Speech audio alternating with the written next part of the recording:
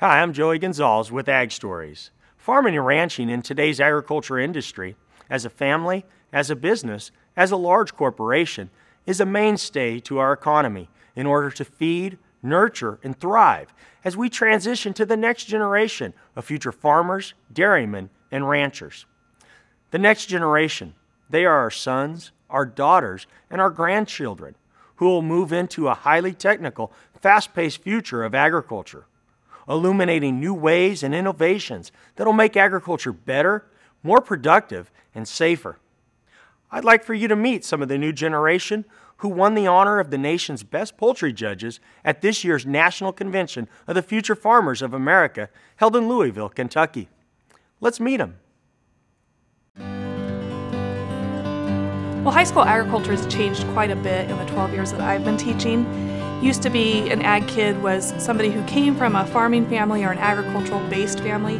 Now with the trend of classes supporting the UC A through G college readiness and college prep classes, we have seen a dramatic change in the students that are enrolling in an ag class. And so we had one student, Zach Rose, who I knew from the time he was a young kid. He was very passionate about poultry and in fact is majoring in poultry at Arkansas University. So I knew that if we could build a team around Zach Rose and his skills, bring in Mark Borges, who also had some poultry background, and find some other strong students who were strong in public speaking and had a passion to learn, that we would be very successful. Well, a few years ago, Miss Larson, she came to a few of us and she said, hey, we're going to put together a poultry team. I think that this is a competition that we can be really good at, and this is a competition that we have some advances in having Mark and Zach on our team. And a lot of people were interested, and at our first meeting I think we had about like 20 kids show up, but in the end there was only enough for 2 teams because there was conflicts like sports and stuff like that, and then overall it ended up just being the 4 of us, and after that we studied really hard and we really only had one goal, which was to win. So the competition basically entailed whatever a USDA grader in the poultry industry might go through and judge or grade or look over is basically what we did. So we looked at all different kinds of poultry products. We looked at eggs, chicken nuggets, carcasses, live birds.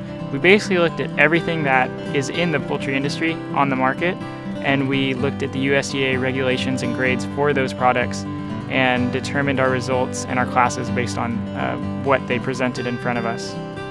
We had 3 practices a week. We were at MJC for hours working. We spent our whole spring break studying our 800-page manual cover to cover, just learning it front to back. That was a lot of preparation leading up to the competition. And so whenever we won state, it was a huge deal just because we had practiced so hard and we had worked so hard that it really showed how well we did.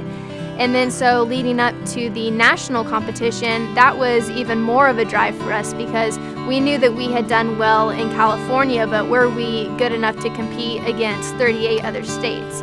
And so that's where we really wanted to prove ourselves right there. I am a very competitive person, so winning is one of the greatest feelings in the world to me, and winning for me has really demonstrated how hard work can translate into success. And this poultry competition has really showed me that because of all the amount of hard work and dedication that we put into this program, we were able to succeed and come out victorious. I will say that being able to work with this group of kids, not just because they won the national contest, but just working with the group of kids and watching them grow is definitely a highlight of my career thus far.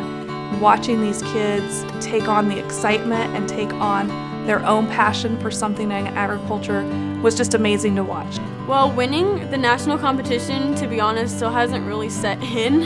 I mean, we just got off of winning state, so that was also a really big deal to us.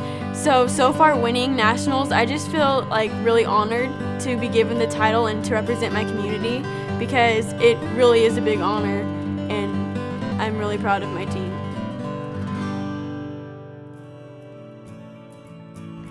Mrs. Larson, she has made a huge impact on me as a teacher. She's actually what inspired me to change my career path from being a livestock vet to an agricultural instructor, just because the way that she teaches and the way that others are so engaged on what she has to say, she just makes an influence in other people's lives. She's made an influence in my life.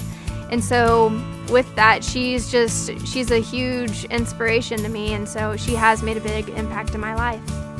Kelly, our ag teacher, is definitely the biggest role model in my life. I look up to her, and I hope that one day I will be able to be just as great as an ag teacher as she was, and I hope to impact my students the way she's impacted hers. And she's just a positive person, and she's such a great motivator, and I love her for that.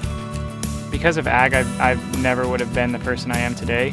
So for those that are questioning whether they can be an ag, I would tell them to sign up as soon as possible, because it does teach you those life skills that are so important.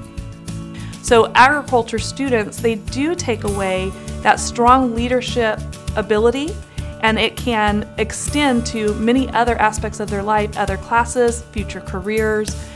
Just the work and the dedication that most agriculture students have is skills that they will take, and lifelong learning that they will continue to grow and prosper.